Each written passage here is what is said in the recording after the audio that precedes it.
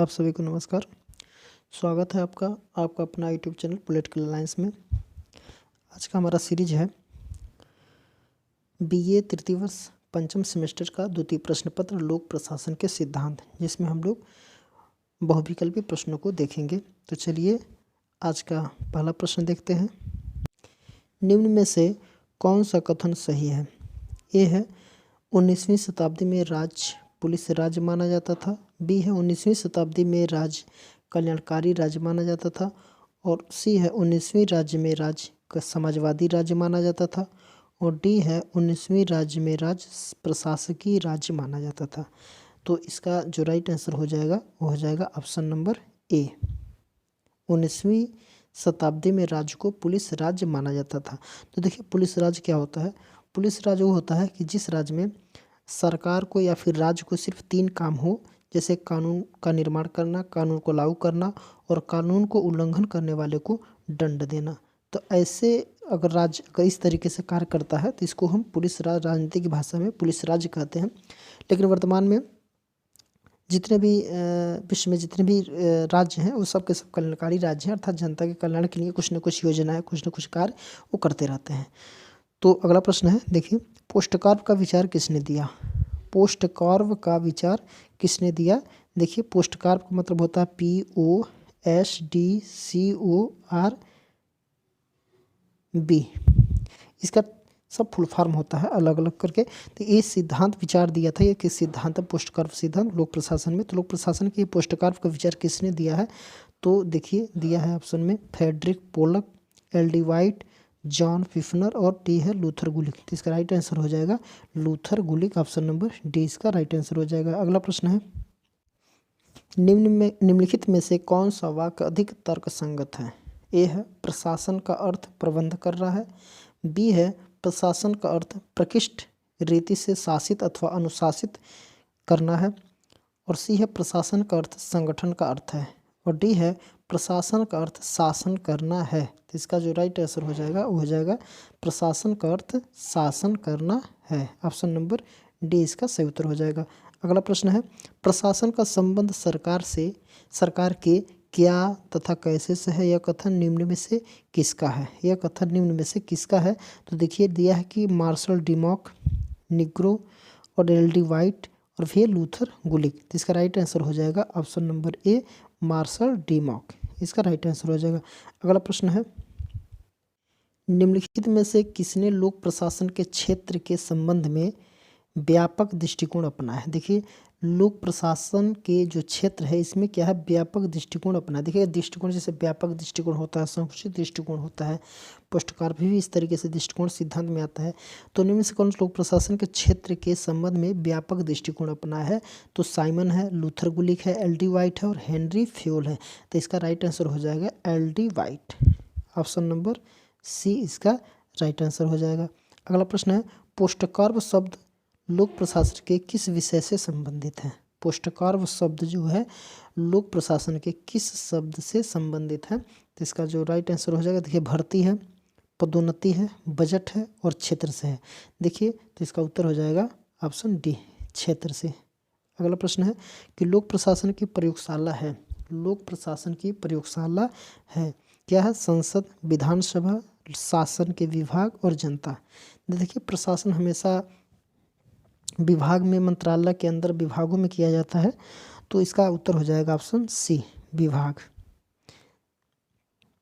देखिए एक प्रश्न आता है कि लोक प्रशासन का हृदय किसे कहते हैं? तो लोक प्रशासन के हृदय को सचिवालय को कहते हैं। और सचिवालय में अनेक विभाग से संबंधित कार्य अलग अलग तरीके से किए जाते हैं। तो इसलिए प्रशासन के जो प्रयोगशाला क्या है तो विभाग के, क्योंकि विभाग में एक तरीके से प्रशासन के लिए प्रयोग के तरीके से काम किया जाता है।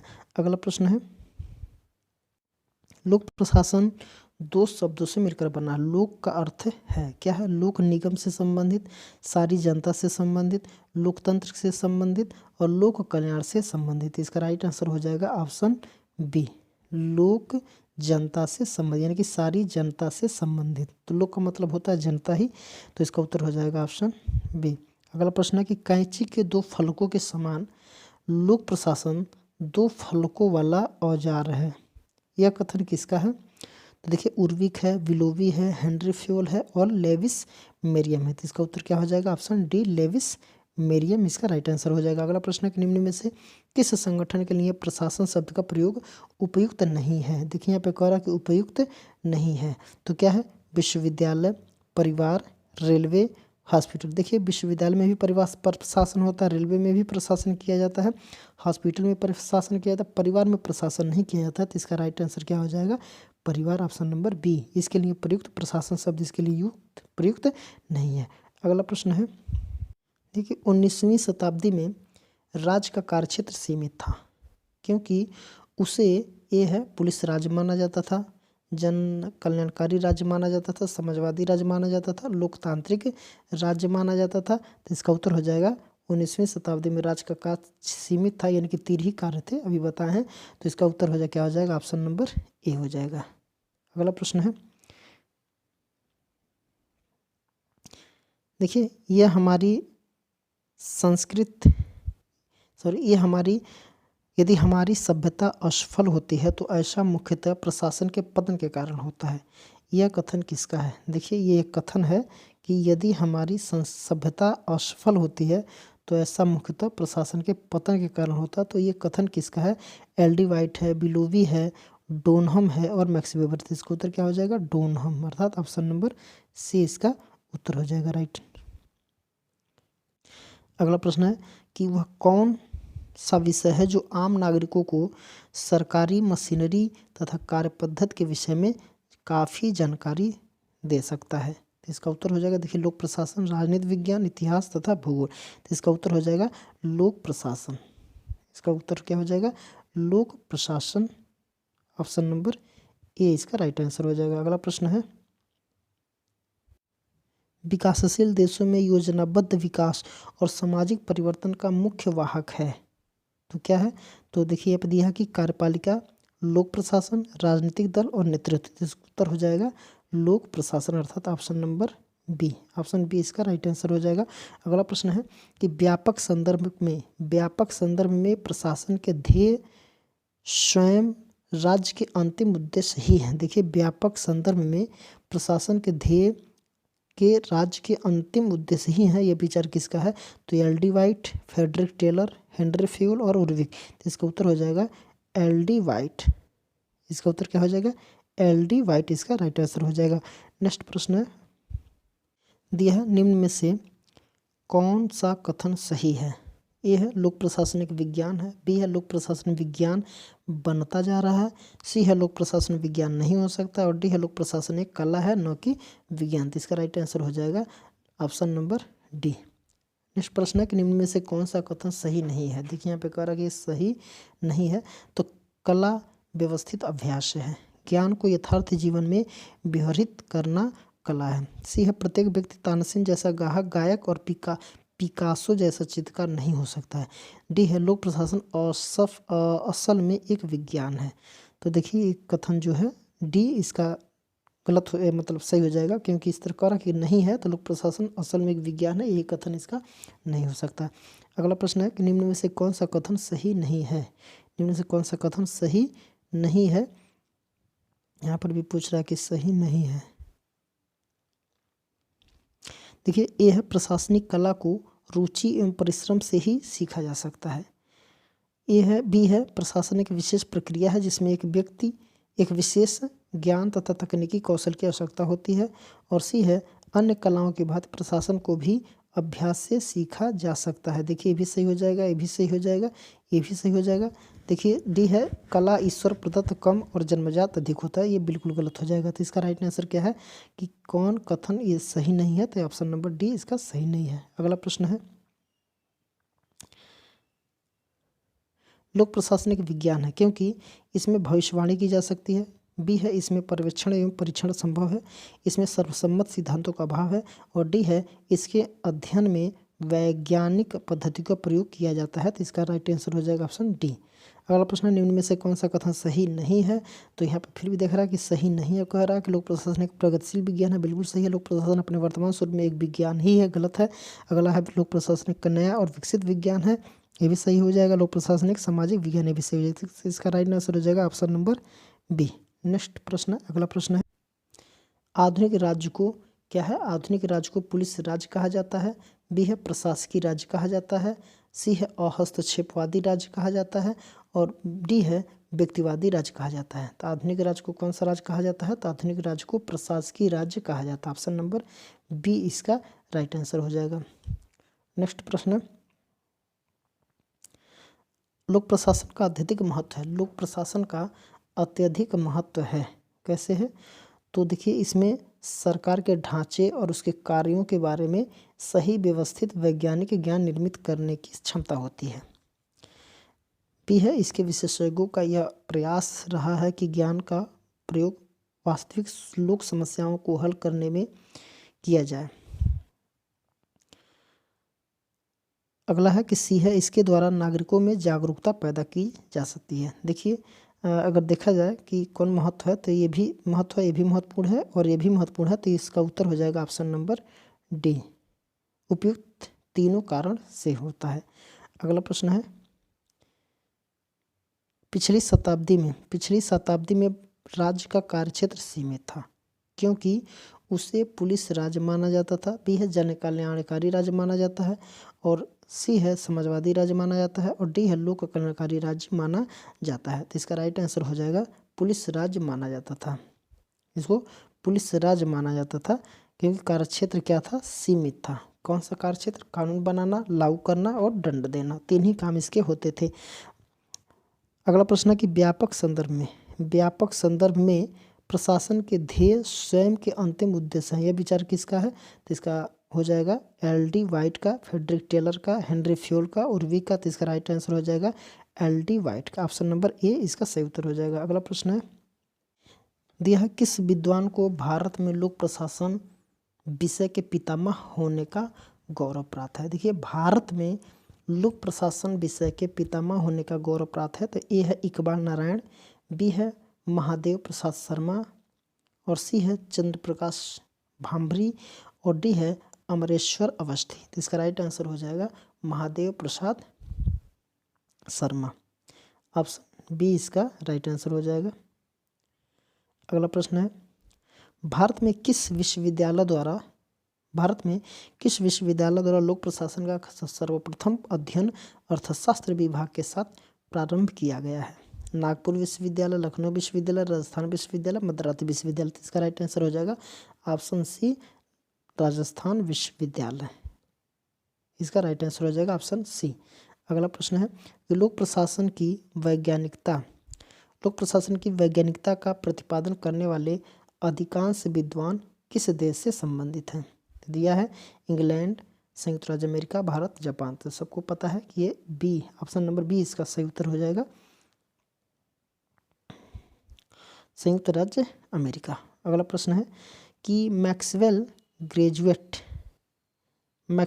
ग्रेजुएट स्कूल ऑफ एडमिनिस्ट्रेशन जो लोक प्रशासन को विज्ञान का दर्जा प्राप्त करने के लिए प्रयत्नशील है, कहाँ पर स्थित है, न्यूयॉर्क में, वाशिंगटन में, कैलिफोर्निया में, सिराक्यूज में। तो इसका राइट आंसर हो जाएगा सिराक्यूज, अर्थात ऑप्शन डी इसका राइट आंसर हो जाएगा। अगला प्रश्न है,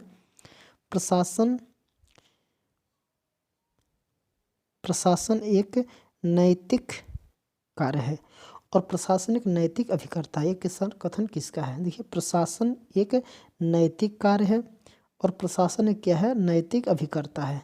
यह किसका कथन है कि हर्बर्ट साइमन का, रॉबर्ट डहल का, हरमन फाइनर का और आइवे टीट का, यानी कि आडवे इसको बोला जाता है, आडवे टीट का। तो इसका राइट आंसर हो जाएगा ऑप्शन डी आडवे टीट का। अगला प्रश्न है, conference on theory and practice of public administration 1967 की अध्यक्षता किसने की है।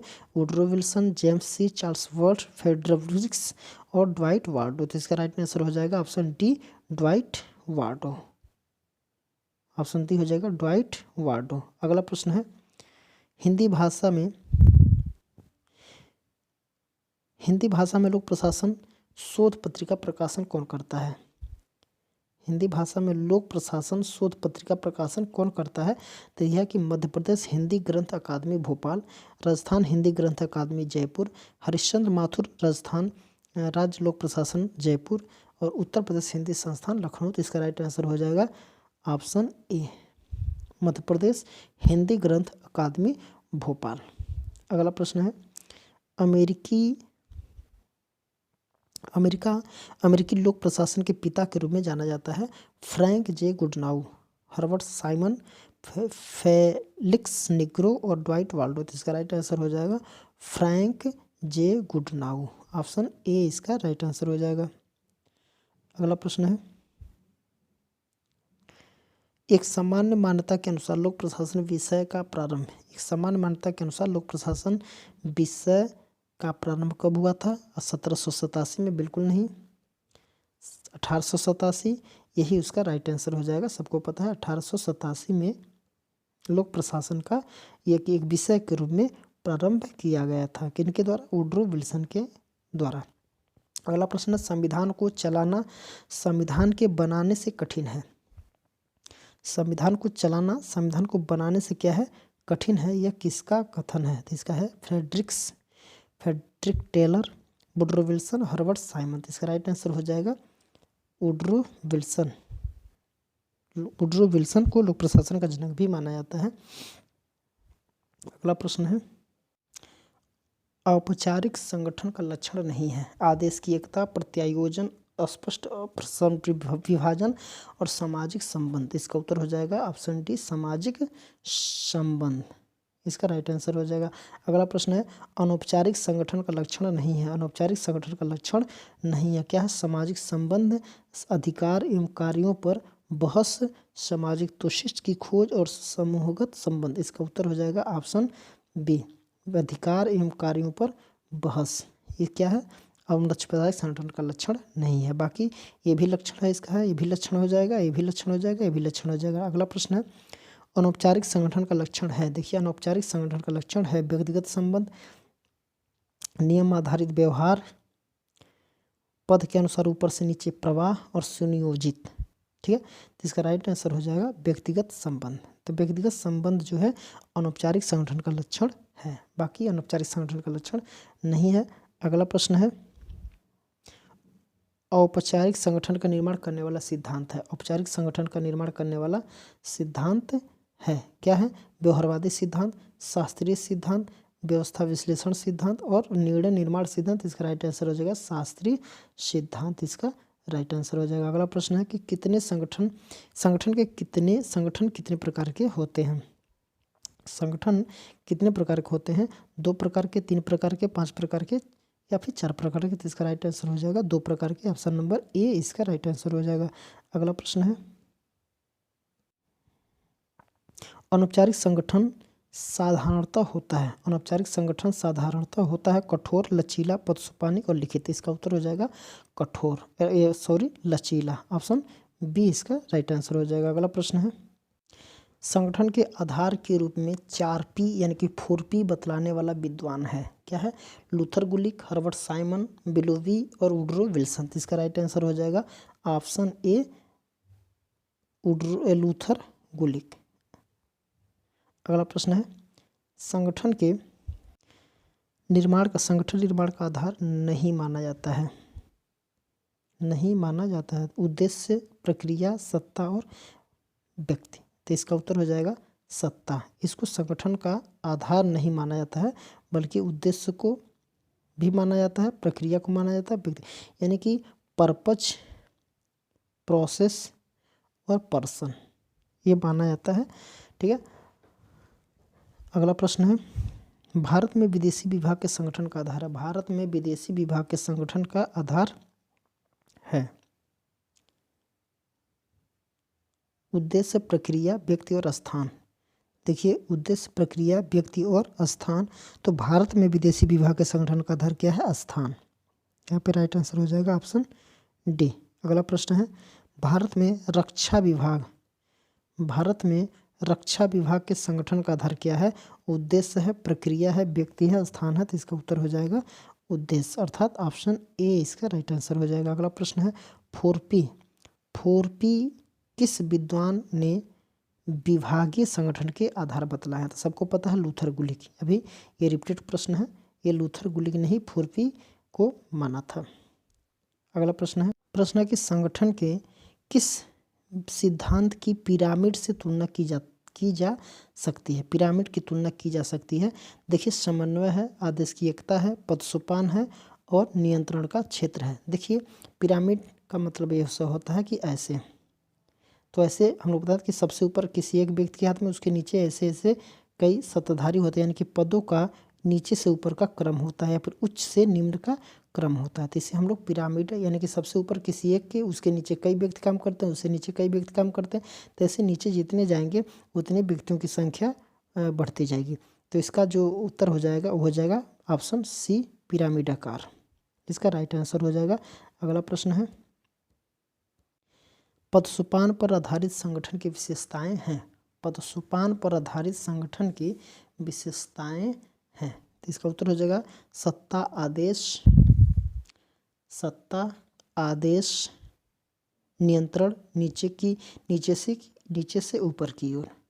ठीक है, तो विशेषताएं हैं, तो देखिए ये नहीं हो सकता। सत्ता आदेश नियंत्रण ऊपर से नीचे की ओर विशेषताएं, फिर है सत्ता आदेश और नियंत्रण का बिखराव हो सकता है, उपयुक्त तीनों। देखिए इसका राइट आंसर हो जाएगा, वो हो जाएगा ऑप्शन नंबर बी, सत्ता आदेश नियंत्रण ऊपर से नीचे की ओर। नियंत्रण क्या है, ऊपर से नीचे की ओर होता है, न कि नीचे से ऊपर की ओर होता है, तो बिल्कुल गलत हो जाएगा। सत्ता आदेश नियंत्रण बिखरा, ये बिखरा बिल्कुल नहीं हो सकता, उपयुक्त तीनों तो नहीं होगा, ये ऑप्शन नंबर बी होता है। यानी कि सत्ता होता है, आदेश होता है और नियंत्रण जो होता है नीचे से ऊपर की ओर होता है। अगला प्रश्न है,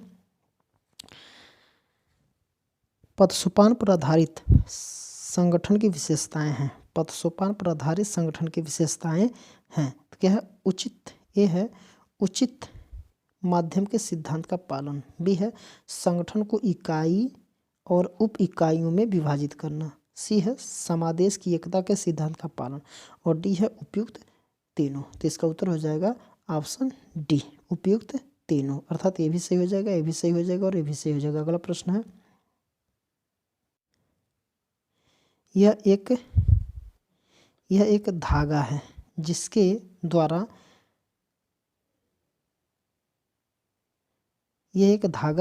द्वारा विभिन्न हिस्से एक साथ सिले जाते हैं। क्या है कि यह एक धागा है जिसके द्वारा विभिन्न हिस्से एक साथ सिले जाते हैं। एक वक्तव्य किस सिद्धांत पर लागू होता है, पदसोपान, समन्वय, आदेश की एकता या फिर विकेंद्रीकरण। तो इसका उत्तर हो जाएगा पदसोपान, अर्थात ऑप्शन नंबर ए इसका राइट आंसर हो जाएगा।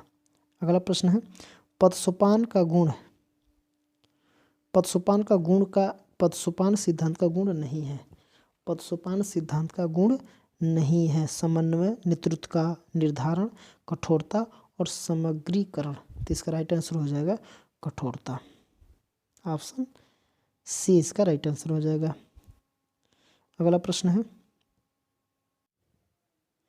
पदसोपान सिद्धांत का गुण है, क्या है,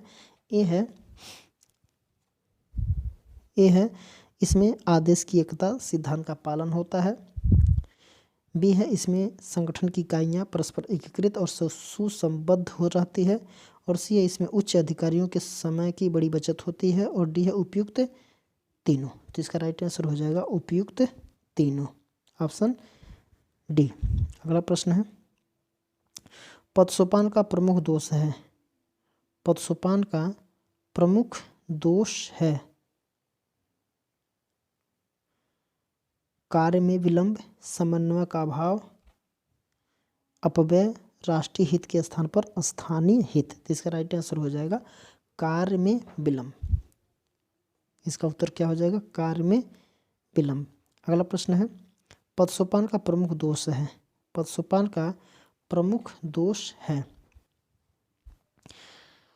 अपव्यय, लाल फीताशाही, प्रशासन में एकरूपता का अभाव और स्थानीय राजनीति का दुष्प्रभाव। तो इसका राइट आंसर हो जाएगा लाल फीताशाही, ऑप्शन बी इसका राइट आंसर हो जाएगा। अगला प्रश्न है, पदसोपान का प्रमुख दोष है, तो इसमें क्या है कि कार्य में विलंब, लाल फीताशाही। देखिए ये औपचारिक संबंधों पर आधारित और उपयुक्त तीनों। तो इसका हो जाएगा उपयुक्त तीनों, ऑप्शन डी इसका राइट आंसर हो जाएगा। अगला प्रश्न है, आदेश देने वाला एक होने के कारण इसे पद सोपान कहा जाता है। बी है इसे आदेश की एकता का सिद्धांत कहा जाता है। इसे समन्वय का सिद्धांत कहा जाता है। और डी है इसे केंद्रीकरण का सिद्धांत कहा जाता है। तो आदेश देने वाला एक हो अर्थात आदेश की एकता। तो हम लोग पढ़े हैं आदेश की एकता मतलब जो आदेश देने वाला हो कोई एक ही, यानी उच्च से जो आदेश निम्न अधिकारी को दिया जाता है कोई एक ही व्यक्ति आदेश की एकता मतलब आदेश दे। इसका मतलब ये हुआ कि किसी एक समय में कोई एक व्यक्ति अपने से ऊपर के अधिकारियों को किसी एक ही अधिकारी से आदेश का पालन करे। अगर कई लोग इसको आदेश देने लगेंगे तो अपने इस कार्य को सही तरीके से नहीं कर पाएगा। तो इसका राइट आंसर हो जाएगा ऑप्शन बी। अगला प्रश्न है किसी कर्मचारी को केवल एक उच्च अधिकारी द्वारा ही आदेश दिए जाने चाहिए। देखिए वही चीज़ है, देखिए किसी कर्मचारी को केवल एक उच्च अधिकारी द्वारा ही आदेश दिए जाने चाहिए। यह कथन किसका है? हेनरी फ्योल का, एल्टन मेयो का, मैक्स वेबर का, फ्रेडरिक्स का। तो इसका उत्तर हो जाएगा हेनरी फ्योल। इसका उत्तर हो जाएगा Henry Fayol. Option A is right answer हो जाएगा। अगला है एक व्यक्ति एक स्वामी की अवधारणा का संबंध किस सिद्धांत से है? एक व्यक्ति एक स्वामी की अवधारणा का सिद्धांत किस सिद्धांत से है? तो समन्वय का, नियंत्रण का विस्तार, आदेश की एकता और पद सोपान। इसका राइट आंसर हो जाएगा आदेश की एकता। इसका राइट आंसर हो जाएगा। अगला है निम्नलिखित में से कौन सा वक्तव्य सही है? कौन सा वक्तव्य सही है? नियंत्रण क्षेत्र से हमारा अभिप्राय अधीनस्थ कर्मचारियों की उस संख्या से है जिसके कार्यों का अधीक्षण एक अधिकारी क्षमतापूर्वक कर सकता है। तो ये बिल्कुल सही हो जाएगा, ये भी सही हो जाएगा। फिर है कि नियंत्रण का विस्तार या क्षेत्र से आशय अधीनस्थ कर्मचारियों की उस संख्या से है जिस पर उच्च अधिकारी प्रभावशाली नियंत्रण रख सकता है। तो ये भी सही हो जाएगा। अगला है नियंत्रण का विस्तार क्षेत्र उस मातहतों का मतलब होता है कि अधीनस्थ की या कार्य की इकाइयों की संख्या है जिसका संचालन प्रधान कार्यकारी स्वयं कर सकता है। तो ये भी सही हो जाएगा। तो इसका राइट आंसर हो जाएगा ऑप्शन डी उपयुक्त सभी। अगला प्रश्न है नियंत्रण का विस्तार क्षेत्र सिद्धांत का समर्थक है। हेनरी फ्योल, मैक्स वेबर या फिर फ्रेडरिक टेलर और एल्टन मेयो। तो इसका उत्तर हो जाएगा हेनरी फ्योल। ऑप्शन ए इसका राइट आंसर हो जाएगा। ऑप्शन ए इसका राइट आंसर हो जाएगा हेनरी फ्योल। अगला प्रश्न है नियंत्रण की सीमा के निर्धारक तत्व हैं। नियंत्रण की सीमा के निर्धारक तत्व हैं। ए है उद्देश्य, प्रक्रिया, स्थान और व्यक्ति। कार्य, समय, स्थान और व्यक्तित्व। कार्य और समय, उद्देश्य, स्थान और प्रक्रिया। तो इसका राइट आंसर हो जाएगा कार्य, समय, स्थान और व्यक्तित्व। इसका राइट आंसर हो जाएगा ऑप्शन बी। अगला प्रश्न है नियंत्रण का क्षेत्र अधिक विस्तृत होगा यदि कार्य रोजमर्रा के दोहराए जाने वाले हों, संगठन नया हो, अधीनस्थ और अधिकारी अलग अलग स्थानों पर काम करते हों, फिर उच्च अधिकारी सुस्त और निकम्मा हो। देखिए ये भी गलत हो जाएगा, ये भी गलत हो जाएगा। नया संगठन से कोई मतलब नहीं है। कार्य रोजमर्रा के दोहराए जाने वाले हों। तो इसका राइट आंसर हो जाएगा ऑप्शन नंबर ए। अगला प्रश्न है नियंत्रण का क्षेत्र अधिक विस्तृत होगा यदि उच्च अधिकारी देखरेख की तकनीकी मानकीकृत है। फिर एक उच्च अधिकारी, देखिए ये भी सही हो जाएगा, उच्च अधिकारी सत्ता का प्रत्यायोजन करने में विश्वास रखता है। ये भी सही हो जाएगा। उच्च अधिकारी परिश्रमी और चतुर है। ये भी सही हो जाएगा। तो इसका उत्तर हो जाएगा ऑप्शन डी उपयुक्त में से तीनों बातें पाई जाती हो। अगला प्रश्न है कि नियंत्रण के विस्तार से तात्पर्य है। नियंत्रण के विस्तार से तात्पर्य है क्या है? पर्यवेक्षण का प्रशिक्षण, डी है सत्ता का प्रत्यायोजन और डी है प्रबंधकीय दायित्व का विस्तार और डी है उपयुक्त तीनों। तो इसका राइट आंसर हो जाएगा उपयुक्त तीनों, इसका राइट आंसर हो जाएगा। अगला प्रश्न है, नियंत्रण के क्षेत्र विस्तार के निर्धारक घटक हैं। क्या है? घटक हैं। क्या है? अधीनस्थों का प्रशिक्षण, फिर है सत्ता का प्रत्यायोजन, फिर प्रबंधकों व अधीनस्थों की योग्यताएं और उपयुक्त तीनों। तो इसका उत्तर क्या हो जाएगा? उपयुक्त तीनों। ऑप्शन नंबर डी इसका राइट आंसर हो जाएगा। अगला प्रश्न है, नियंत्रण के विस्तार के निर्धारक तत्व हैं। क्या है? कार्यों की पुनरावृत्ति, फिर समादेशिकता, पदसोपान और नियंत्रण का क्षेत्र। तो इसका राइट आंसर हो जाएगा नियंत्रण का क्षेत्र। ऑप्शन नंबर डी इसका राइट आंसर हो जाएगा।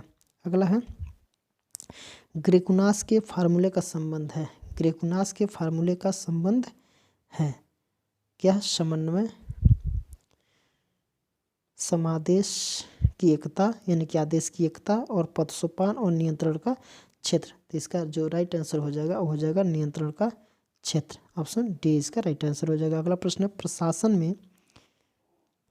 प्रशासन में प्रबंधकीय कार्यों की कुंजी है। प्रशासन में प्रबंधकीय कार्यों की कुंजी है। क्या है? सत्ता, उत्तरदायित्व, पदसोपान और नियंत्रण का क्षेत्र। तो इसका उत्तर हो जाएगा ए, सत्ता। ऑप्शन ए इसका राइट आंसर हो जाएगा। अगला है, सत्ता आदेश देने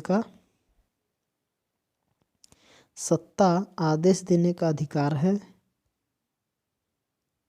और उसके पालन करवाने की शक्ति है। यह परिभाषा निम्नलिखित में से किसकी है? लूथर गुलिक, हेनरी फ्योल, उर्विक, हर्बर्ट साइमन। इसका उत्तर हो जाएगा हेनरी फ्योल, इसका राइट आंसर हो जाएगा। अगला प्रश्न है, जब अधीनस्थ उच्चाधिकारी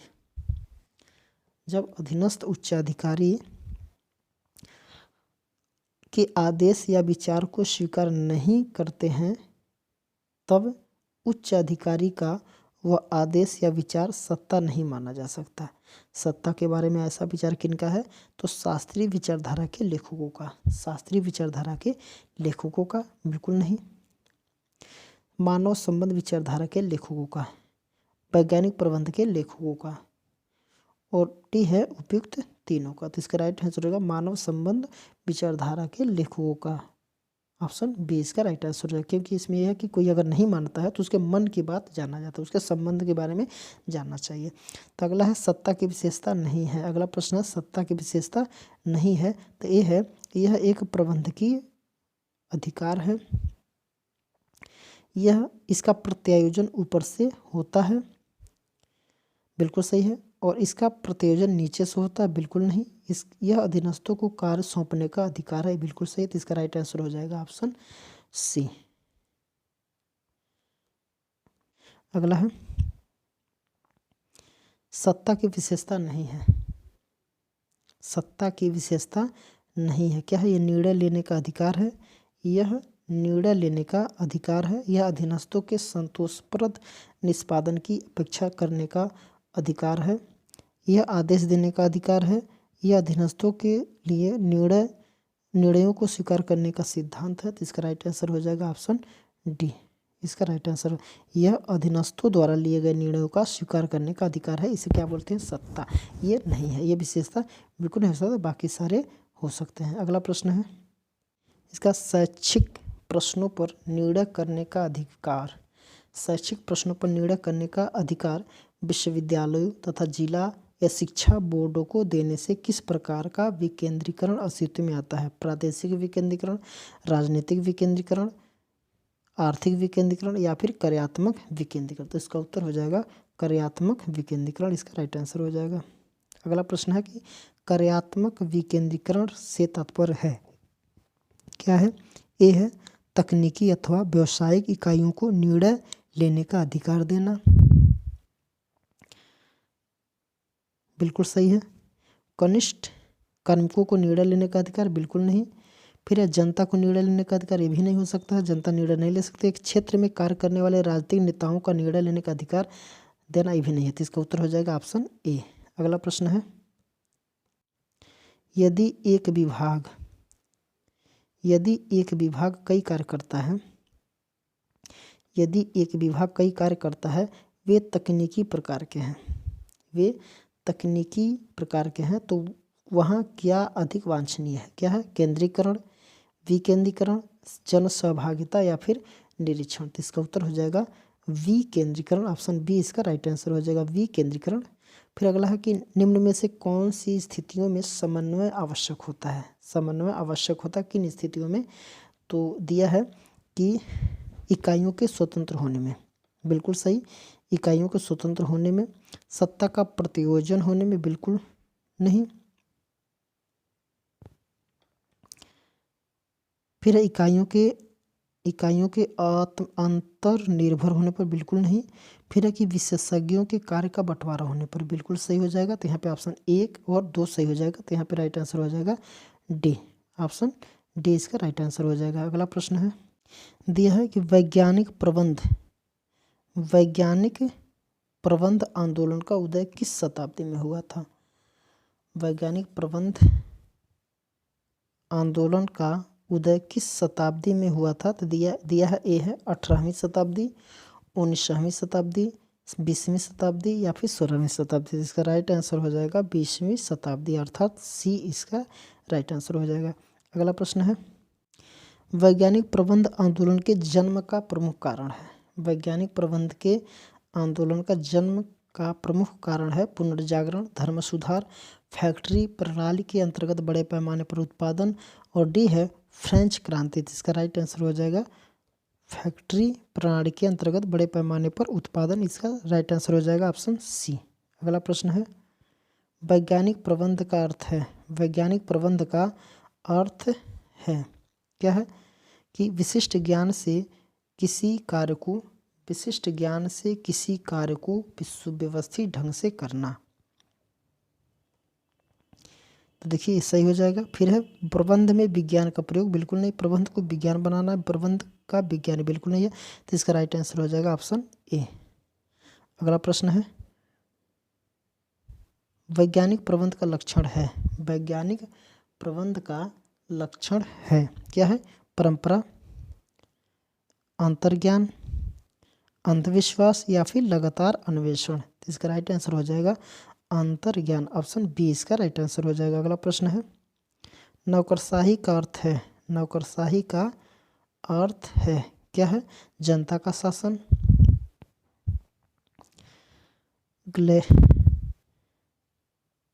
जनप्रतिनिधियों द्वारा शासन, सी है अधिकारियों का शासन, और इनमें से कोई नहीं। तो इसका उत्तर हो जाएगा अधिकारियों का शासन, अर्थात ऑप्शन सी इसका राइट आंसर हो जाएगा। अगला है प्रश्न है, नेक्स्ट है कि नौकरशाही शब्द का सबसे पहले प्रयोग किया था, नौकरशाही शब्द का सबसे पहले प्रयोग किया कौन है? सबसे प्रयोग करने वाला डिगॉर्ने, ग्लैडस्टोन, ग्लैडन और मैक्स वेबर। तो इसका राइट आंसर हो जाएगा ऑप्शन ए डी गॉर्ने, इसका राइट आंसर हो जाएगा। नेक्स्ट है, नौकरशाही को एक सम्मानीय एक एवं निश्चित अर्थ प्रदान करने वाला विद्वान है, तो है मॉस्का, मिचेल्स, मैक्स वेबर और ग्लैडन। तो इसका राइट आंसर हो जाएगा option C Max Weber, Max Weber इसका राइट आंसर हो जाएगा। अगला प्रश्न है, वह कौन सा लेखक है जो नौकरशाही को एक बड़ी सरकार कहता है? वो कौन सा लेखक है जो नौकरशाही को एक बड़ी सरकार कहता है? मार्टिन मार्क्स, फिर है रॉबर्ट सी स्टोन, फिर हैरोल्ड लास्की, फिर है जे.एस. मिल। तो कौन सा विद्वान है? तो इसका है मार्टिन मार्क्स, इसका राइट आंसर हो जाएगा ऑप्शन नंबर ए। अगला प्रश्न है, मार्टिन मार्क्स ने नौकरशाही के कितने रूप बताए हैं? नौकरशाही के कितने रूप बताए हैं? तो ये हो जाएगा कि 4, 5, 3 और 2। तो इसका राइट आंसर हो जाएगा ऑप्शन ए 4। अगला प्रश्न है, शास्त्रीय विचारधारा अर्थात क्लासिकल थ्योरी को निम्नलिखित नाम से भी जाना जाता है, निम्नलिखित नाम से भी जाना जाता है। नौकरशाही विचारधारा, संरचनात्मक सिद्धांत, मानव संबंध विचारधारा, तुलनात्मक विचारधारा। तो इसका राइट आंसर हो जाएगा ऑप्शन बी संरचनात्मक सिद्धांत, इसको क्लासिकल थ्योरी भी कहा जाता है। अगला बच्चा वैज्ञानिक प्रबंध का लक्षण है, वैज्ञानिक प्रबंध का लक्षण है तो क्या है, दिया है कि काम चलाऊ तरीका, कार्य में प्रभावी मानकों की कमी, और सी है अंगूठे के नियम और मेल न कि मनमुटाव। तो इसका जो राइट आंसर हो जाएगा वैज्ञानिक प्रबंध का लक्षण, वैज्ञानिक प्रबंध का लक्षण क्या है तो इसका उत्तर हो जाएगा अधिकतम उत्पादन,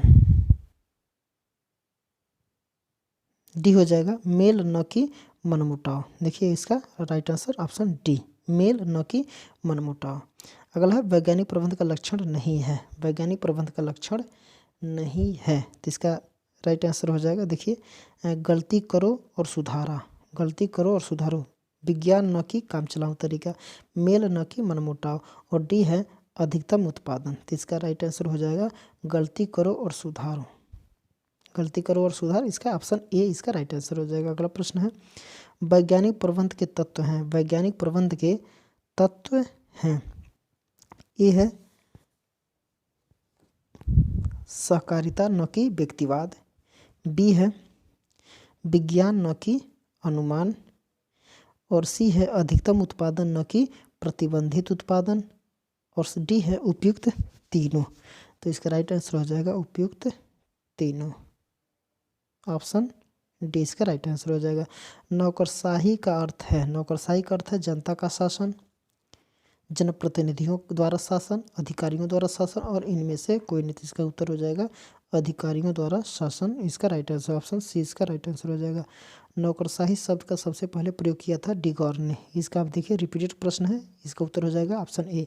वो कौन सा लेखक है जो नौकरशाही को एक बड़ी सरकार कहता है, वो कौन सा लेखक है जो नौकरशाही को एक बड़ी सरकार कहता है, तो वो कौन है, मार्टिन मार्क्स। ये भी रिपीटेड प्रश्न है, मार्टिन मार्क्स। अगला प्रश्न है संरक्षण नौकरशाही का दोष है, संरक्षण नौकरशाही का दोष है, योग्यता का अभाव, पक्षपात, सेवा भावना का अभाव, और डी है इनमें से कोई नहीं। तो इसका राइट आंसर हो जाएगा इनमें से कोई नहीं, ऑप्शन डी। अगला प्रश्न है कि शास्त्रीय सिद्धांत की आलोचना निम्नलिखित आधार पर की गई है, किसका, प्रबंध की ओर अधिक झुकाव, गतिहीनता, मानव तत्व की उपेक्षा और उपयुक्त तीनों। तो इसका राइट आंसर हो जाएगा उपयुक्त तीनों आधार। अगला प्रश्न है शास्त्रीय सिद्धांत की सर्वाधिक विशेषता है, शास्त्रीय सिद्धांत की सर्वाधिक विशेषता है मानव व्यवहार को महत्व देना, संगठन सिद्धांतों के निर्माण के विषय, और सी है अनौपचारिक संगठन की खोज, और डी है समूह के महत्व का विश्लेषण। तो इसका राइट आंसर हो जाएगा ऑप्शन बी। अगला प्रश्न है कि वैज्ञानिक प्रबंध के सब वैज्ञानिक प्रबंध से संबंधित नहीं है, क्या है, सहकारिता न कि व्यक्तिवाद, सामंजस्य न कि संघर्ष, और कारखाना एक सामाजिक प्राणी है। तो इसका राइट आंसर हो जाएगा कारखाना एक सामाजिक प्राणी है, ऑप्शन सी इसका राइट आंसर हो जाएगा। अगला प्रश्न है दिया है राज्य के प्रशासनिक यंत्र का पर्यवेक्षण निदेशन और नियंत्रण करने वाला निकाय है, तो है व्यवस्थापिका, मुख्य कार्यपालिका, न्यायपालिका तथा नौकरशाही। इसका उत्तर हो जाएगा मुख्य कार्यपालिका, ऑप्शन बी इसका राइट आंसर हो जाएगा। अगला प्रश्न है राज्य में प्रशासन के शीर्ष पर एक अभिकरण होता है, उसे क्या कहते हैं, मुख्य न्यायाधीश, मुख्यमंत्री, मुख्य कार्यपालिका और प्रधानमंत्री। इसका उत्तर हो जाएगा मुख्य कार्यपालिका, अर्थात ऑप्शन सी, जो सबसे शीर्ष पर जो अभिकरण होता है उसे मुख्य कार्यपालक या फिर मुख्य कार्यपालिका कहा जाता है। अगला प्रश्न है मुख्य कार्यकारी कठिनाइयों का अंत करने वाला पर्यवेक्षण तथा आगामी कार्यक्रम का प्रवर्तक होता है, यह कथन किसका है, यह कथन किसका है, तो L D White, W F Willoughby, Marshall Dimock और जे डी मूने है। तो इसका जो राइट आंसर हो जाएगा वो हो जाएगा मार्शल डिमॉक, ऑप्शन सी इसका राइट आंसर हो जाएगा। अगला प्रश्न है कि मुख्य कार्यपालिका का औपचारिक तथा वास्तविक रूप पाया जाता है। वास्तविक रूप पाया जाता है ब्रिटेन में, जापान में, भारत में, उपयुक्त सभी में। तो इसका जो राइट आंसर हो जाएगा उपयुक्त सभी में, ऑप्शन डी इसका राइट आंसर हो जाएगा। अगला प्रश्न है, अगला है कि किसी देश में संसदीय कार्यपालिका पाई जाती है। किस देश में संसदीय कार्यपालिका पाई जाती है? तो ए है संयुक्त राज्य अमेरिका में, बी है ब्राज़ील में, सी है भारत में और डी है मैक्सिको में। तो इसका उत्तर हो जाएगा भारत में, ऑप्शन सी। अगला प्रश्न है कि संसदात्मक शासन की प्रमुख विशेषता है। क्या है? राजा, राष्ट्रपति, प्रधानमंत्री और कैबिनेट सचिव। तो इसका उत्तर हो जाएगा प्रधानमंत्री, ऑप्शन सी इसका राइट आंसर हो जाएगा। अगला प्रश्न है कि संसदात्मक शासन की प्रमुख विशेषता है। संसदात्मक शासन की प्रमुख विशेषता है, ए है सम्राट अथवा ताज का शासन, बी है नाममात्र की एवं वास्तविक कार्यपालिका और सी है शक्ति पृथक्करण और डी है अवरोध एवं संतुलन।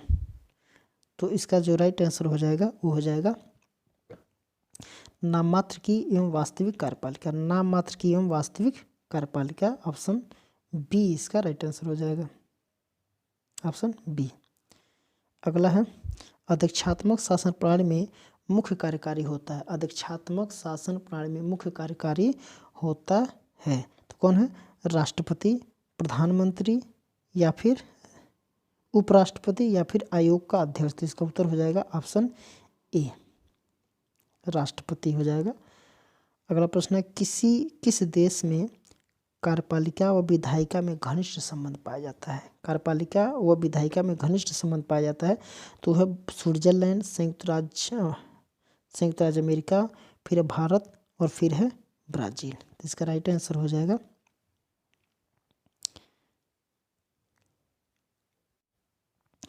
Option C, Bharat. अगला प्रश्न है किसी देश की शासन व्यवस्था में कार्यपालिका के कार्यकाल की अनिश्चितता रहती है। किसमें? संयुक्त राज्य अमेरिका में, ब्रिटेन में, ब्राज़ील में, मैक्सिको में। तो इसका जो राइट आंसर हो जाएगा ऑप्शन बी, ब्रिटेन में, ऑप्शन बी क्या हो जाएगा? ब्रिटेन में। अगला है अध्यक्षात्मक कार्यपालिका का प्रमुख गुण है। अध्यक्षात्मक कार्यपालिका का प्रमुख गुण है शासन में स्थिरता, सामूहिक उत्तरदायित्व, प्रधानमंत्री का नेतृत्व। देखिए अध्यक्षात्मक में तो प्रधानमंत्री होते ही नहीं है। कार्यकाल की अनिश्चितता, तो इसका राइट आंसर हो जाएगा ऑप्शन ए। देखिए अध्यक्षात्मक शासन में राष्ट्र का अध्यक्ष ही शासन करता है तो उसमें शासन में क्या होती है? स्थिरता पाई जाती है। अगला प्रश्न है संसदात्मक कार्यपालिका का प्रमुख गुण है। संसदात्मक कार्यपालिका का प्रमुख गुण है शासन में स्थिरता, सामूहिक उत्तरदायित्व, स्थायित्व और मंत्रियों की विशेषताएं। तो इसका राइट आंसर हो जाएगा सामूहिक उत्तरदायित्व, सामूहिक उत्तरदायित्व। देखिए संसदात्मक शासन में संसद के द्वारा मंत्री बनते हैं और ये मंत्री संसद के प्रति सामूहिक रूप से उत्तरदायी होते हैं, इसलिए सामूहिक उत्तरदायित्व वाला इसका प्रमुख गुण है किसमें? संसदात्मक कार्यपालिका में। अगला प्रश्न है निम्नलिखित में से कौन सा वक्तव्य सही नहीं है? कौन सा वक्तव्य सही नहीं है? दिया है कि यह अध्यक्षात्मक शासन शक्ति पृथक्करण के सिद्धांत पर आधारित होता है, बिल्कुल सही। अध्यक्षात्मक शासन में मंत्री पूर्णतः राष्ट्रपति के अधीन होते हैं, बिल्कुल सही हो जाएगा। अध्यक्षात्मक शासन में कार्यपालिका का कार्यकाल निश्चित होता है, बिल्कुल सही। देखिए अध्यक्षात्मक शासन में कार्यपालिका का कार्यकाल अनिश्चित होता नहीं, ये गलत हो जाएगा, निश्चित होता है। देखिए अब दिया कि फिर अध्यक्षात्मक शासन में कार्यपालिका का निर्माण विधायिका का स्वतंत्र रूप से किया जाता है, ये भी बिल्कुल गलत हो जाएगा, नहीं ये भी बिल्कुल सही हो जाएगा। फिर इसका उत्तर हो जाएगा ऑप्शन सी, इसका राइट आंसर हो जाएगा, क्योंकि अध्यक्षात्मक शासन में जो कार्यपालिका होते हैं उनका कार्यकाल क्या होती है? निश्चित होती है, अनिश्चित नहीं होती है। अगला प्रश्न है बहुल कार्यपालिका का उदाहरण है। बहुल कार्यपालिका का उदाहरण है क्या है? स्विट्जरलैंड, अमेरिका, भारत और जापान। तो बहुल कार्यपालिका का उदाहरण कौन है?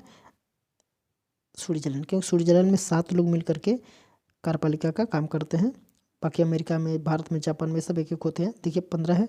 अगला प्रश्न है कि औपचारिक कार्यपालिका का उदाहरण नहीं है। औपचारिक कार्यपालिका का उदाहरण नहीं है अमेरिका राष्ट्रपति, भारतीय राष्ट्रपति, ब्रिटिश सम्राट और उपयुक्त में से कोई नहीं। तो इसका उत्तर हो जाएगा अमेरिकी राष्ट्रपति। ऑप्शन ए इसका राइट आंसर हो जाएगा। अगला उत्तरदायित्व कार्यपालिका, उत्तरदायी कार्यपालिका का उदाहरण नहीं है, उत्तरदायी कार्यपालिका का उदाहरण नहीं है। भारत का राष्ट्रपति, देखिए भारत का राष्ट्रपति उत्तरदायी होता है, ब्रिटिश प्रधानमंत्री भी उत्तरदायी होता है और जापान में मंत्रिपरिषद उत्तरदायी होती है। तो अमेरिका के राष्ट्रपति उत्तरदायी नहीं होता, ये स्वतंत्र रूप से अपना कार्य करता है। तो इसका राइट आंसर हो जाएगा ऑप्शन बी अमेरिकी राष्ट्रपति। अगला प्रश्न है, राजनीतिक कार्यपालिका का उदाहरण नहीं है, राजनीतिक कार्यपालिका का उदाहरण नहीं है। क्या प्रधानमंत्री, मंत्रिमंडल सचिव या फिर राज्य मंत्री? तो इसका उत्तर हो जाएगा ऑप्शन सी मंत्रिमंडल सचिव, मंत्रिमंडल सचिव, ऑप्शन सी इसका राइट आंसर हो जाएगा। अगला प्रश्न है कि मुख्य कार्यपालिका का राजनीतिक कार्य क्या है? मुख्य कार्यपालिका का राजनीतिक कार्य क्या है? तो पदाधिकारियों की प्रशासनिक पदों पर नियुक्ति,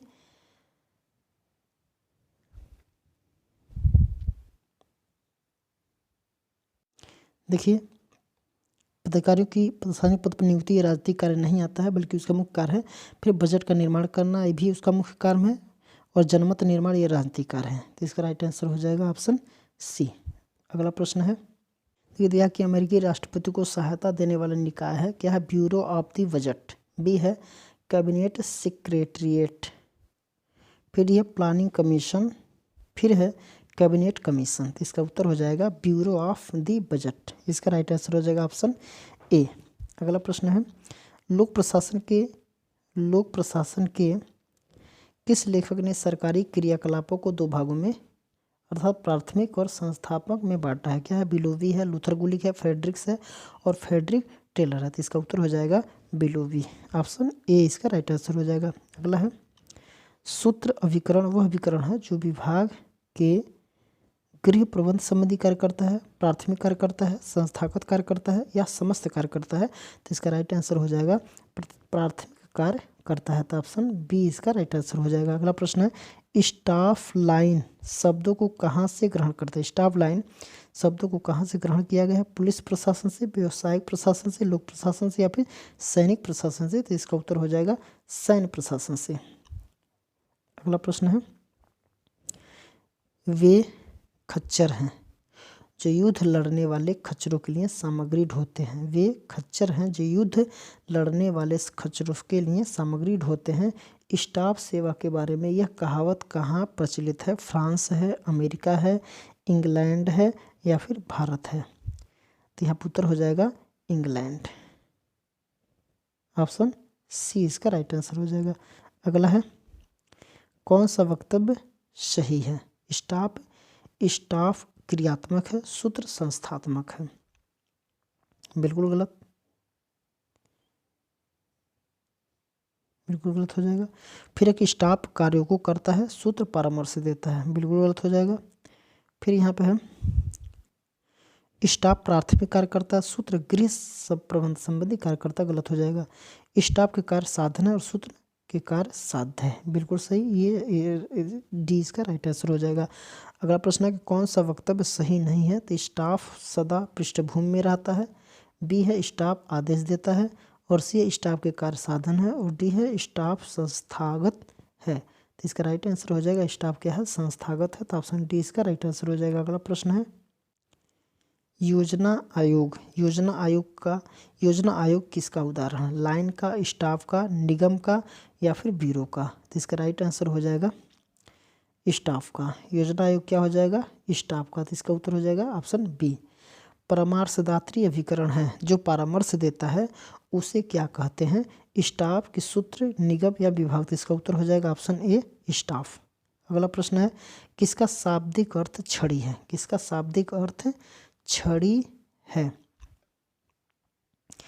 सूत्र, स्टाफ, विभाग या कंपनी? तो इसका राइट आंसर हो जाएगा विभाग, स्टाफ। इसका शाब्दिक अर्थ क्या है? छड़ी। अगला प्रश्न है,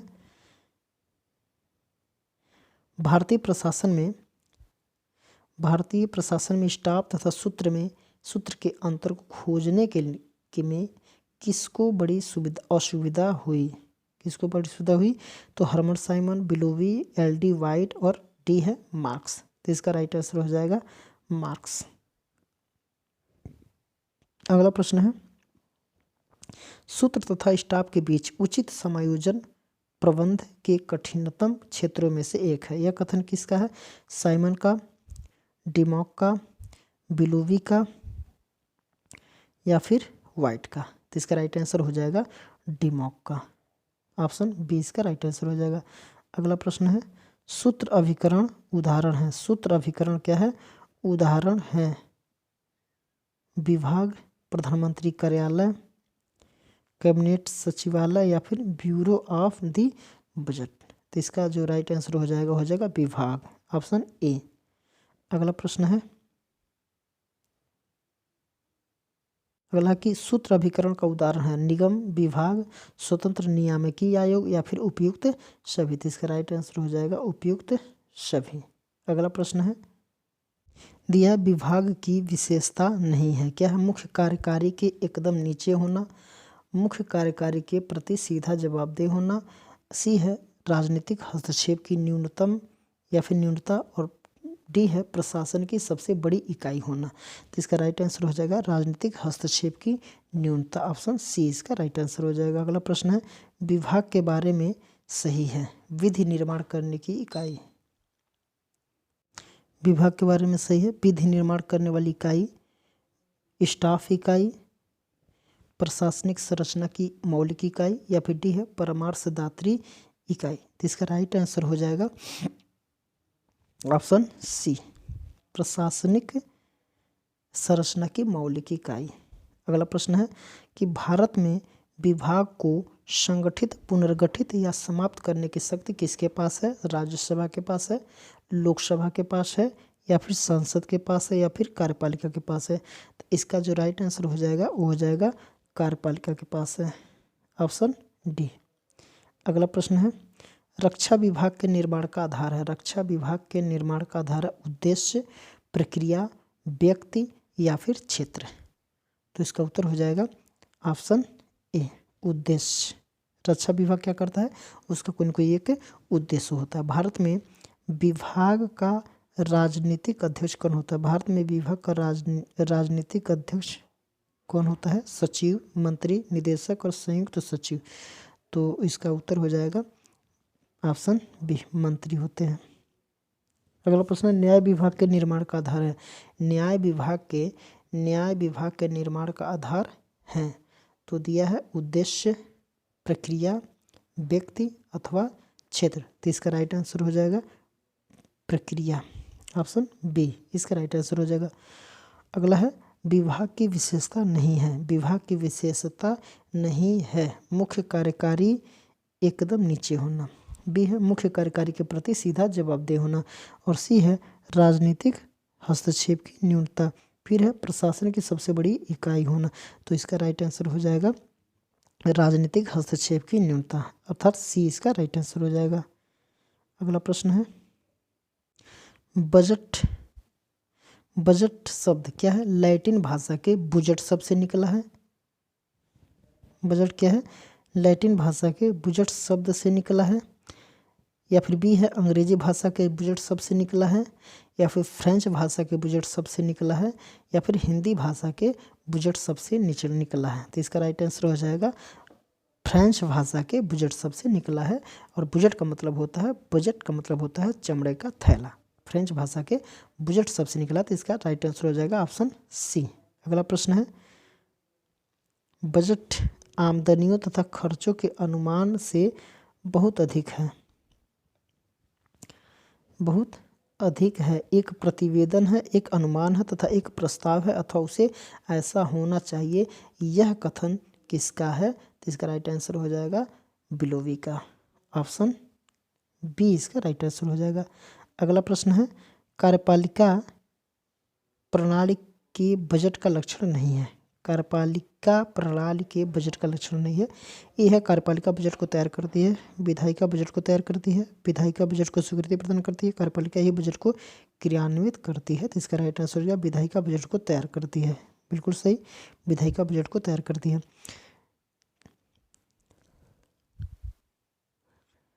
अगला प्रश्न है कि बजट की प्रमुख अवस्थाएं या चरण है। क्या है? बजट निर्माण, बजट पर व्यवस्थापिका की स्वीकृति, बजट को क्रियान्वित करना, उपयुक्त तीनों। तो अगला उत्तर हो जाएगा उपयुक्त तीनों। ऑप्शन डी इसका राइट आंसर हो जाएगा। अगला प्रश्न है, भारत में संघीय स्तर पर बजट एक होता है, दो बजट होते हैं, तीन बजट होते हैं, चार बजट होते हैं। तो इसका राइट आंसर होता है, देखिए भारत में संघीय स्तर पे बजट, इसको देखा जाए तो बहुत पहले इसका उत्तर तत्कालिक समय में तो यही बी हो जाएगा, लेकिन वर्तमान में देखा जाए तो ए होगा। कैसे, अभी देखते हैं कि तो ये अब हट गया है। क्यों? 1921 में रेलवे बजट को आम बजट से अलग किया गया था, लेकिन वर्तमान में क्या है कि रेलवे बजट और आम बजट एक ही हो गया है। तो अब दो बजट न पारित करके अब एक ही बजट पारित किया था। रेलवे बजट को आम बजट के अंतर्गत ही समाहित कर दिया गया। पहले क्या होता था, रेलवे बजट पारित होता था, उसके बाद से क्या होता था, आम बजट पारित होता था। उस स्तर पे भारत में संघीय स्तर पर कितने बजट होते थे, तो दो बजट होते थे, लेकिन वर्तमान में ये प्रक्रिया अब क्या हो गया, ख़त्म कर दिया गया है। तो वर्तमान में रेलवे बजट को आम बजट में समाहित कर दिया गया है। तो वर्तमान में इसका उत्तर क्या हो जाएगा, एक बजट होता है। ऑप्शन ए सही हो जाएगा। अगला प्रश्न है, वित्त मंत्रालय बजट अनुमानों की सूक्ष्म जांच करने के में सक्षम विभाग है, क्योंकि यह अन्य मंत्रालयों से उच्चतम मंत्रालय है। ठीक है, फिर दिया है कि यह स्वयं खर्च करने वाला विभाग है, यह स्वयं खर्च करने वाला विभाग है। फिर है कि यह वित्तीय मामलों में अधिक योग्य है। फिर है कि यह इसमें अधिकारी विशेषज्ञ होते हैं। तो इसका जो राइट आंसर हो जाएगा वो हो जाएगा ऑप्शन बी। ऑप्शन बी इसका राइट आंसर हो जाएगा। अगला प्रश्न है, यदि वित्त मंत्री को जलाशय में पानी एकत्रित करने तथा पानी के निश्चित स्तर को बनाए रखने के लिए उत्तरदायी ठहराया जाता है, तो उसे पानी की निकासी पर भी नियंत्रण रखने का हक प्राप्त होना चाहिए। यह कथन किसका है, मास्टरमैन समिति, हुअर समिति, हॉल्डन समिति या फिर फुलटन समिति। तो इसका राइट आंसर हो जाएगा हॉल्डन समिति। ऑप्शन सी इसका राइट आंसर हो जाएगा। अगला प्रश्न है, विनियोग विधेयक का लक्षण नहीं है, विनियोग विधेयक का लक्षण नहीं है, तो क्या नहीं है, यह विधेयक सदन द्वारा स्वीकृत मांगों को कानूनी रूप देता है। फिर भी है, इसे पारित करते समय मांगों पर कोई वाद विवाद नहीं होता, केवल प्रशासकीय नीति के बारे में होती है। तो देखिए ये भी सही हो जाएगा, ये भी सही हो जाएगा। सी है, यह विधेयक व्ययों को करने हेतु भारत की संचित निधि से धन निकालने का प्राधिकार देता है, ये भी सही हो जाएगा। इनमें नए कर अथवा वर्तमान करों की दरों में संशोधन संबंधी प्रस्ताव होते हैं, तो बिल्कुल गलत हो जाएगा। तो देखिए यहाँ पे कह रहा है कि नहीं, लक्षण नहीं है, तो ऑप्शन डी इसका लक्षण नहीं है। अगला प्रश्न है, लेखा अनुदान किसे कहते हैं, लेखा अनुदान किसे कहते हैं। यदि किसी विभाग के लिए स्वीकृत की गई धनराशि अपर्याप्त सिद्ध होती है तो राष्ट्रपति लेख पारित करवाते हैं, इसे लेखा अनुदान कहते हैं, बिल्कुल नहीं। अगला है, बजट प्रक्रिया के पूर्ण होने के पूर्व ही वित्त वर्ष के प्रथम 2 माह के लिए कार्यपालिका को अनुदान स्वीकृति कर खर्च करने की अनुमति प्रदान करना, ये कहलाता लेखा अनुदान। ये इसका राइट आंसर हो जाएगा, ऑप्शन बी। अगला है, भारत में वित्तीय व्यवस्था की प्राथमिक इकाइयाँ हैं, भारत में वित्तीय व्यवस्था की प्राथमिक इकाइयाँ हैं वित्त मंत्रालय, जिला कोषागार, नियंत्रण एवं महालेखा परीक्षक और जिला कलेक्टर। तो इसका राइट आंसर हो जाएगा जिला कोषागार, जिला कोषागार अर्थात ऑप्शन नंबर बी इसका राइट आंसर हो जाएगा। अगला प्रश्न है, भारत में लेखांकन एवं लेखा परीक्षण को कब से पृथक किया गया, वर्ष 1950, वर्ष 1967, वर्ष 1976, वर्ष 1985। इसका राइट आंसर हो जाएगा वर्ष 1976, ऑप्शन नंबर सी इसका राइट आंसर हो जाएगा। अगला प्रश्न है कि भारत में लेखा परीक्षण का दायित्व किसे दिया गया है, भारत में लेखा परीक्षण का दायित्व किसे दिया गया है, राष्ट्रपति को, लोक लेखा समिति को, वित्त मंत्रालय को, वित्त मंत्री को या फिर भारत का नियंत्रक एवं महालेखा परीक्षक को। तो इसका उत्तर हो जाएगा भारत के नियंत्रक एवं महालेखा परीक्षक को। अगला प्रश्न है कि भारत में लेखा परीक्षण की प्रचलित पद्धति की आलोचना करने वाला विद्वान है, एडी गोरवाला, के संथानम, या फिर पाल एच एपलबी और अशोक चंद्रा। तो इसका राइट आंसर हो जाएगा पाल एच एपलबी। इसका राइट आंसर हो गया ऑप्शन सी। अगला प्रश्न है, प्रशासनिक कानून के लिए प्रसिद्ध है क्या? फ्रांस, अमेरिका, इंग्लैंड व भारत। इसका राइट आंसर हो जाएगा फ्रांस। ठीक है, वहाँ पर देखिए दो तरह के कानून पाए जाते हैं, एक साधारण कानून पाया जाता है और एक प्रशासनिक कानून पाया जाता है। वहाँ पे दो तरह के न्यायालय भी होते हैं, एक प्रशासनिक न्यायालय होता है और एक साधारण न्यायालय होता है। ठीक है, तो यहाँ पे प्रशासनिक कानून के लिए प्रसिद्ध कौन है? फ्रांस। ऑप्शन नंबर ए इसका राइट आंसर है, सबको पता है। बाहर अगला है, कानून के शासन की अवधारणा के उद्भव के लिए प्रसिद्ध है। कानून के शासन की अवधारणा के लिए उद्भव के लिए प्रसिद्ध है तो हो जाएगा इंग्लैंड। ऑप्शन में देखिए दिया है, अमेरिका है, भारत है, फ्रांस है, तो इसका उत्तर हो जाएगा इंग्लैंड। अगला प्रश्न है, प्रशासकीय कानून। प्रशासकीय कानून ये है, राज्य कर्मचारियों को विशेष स्तर प्रदान करता है।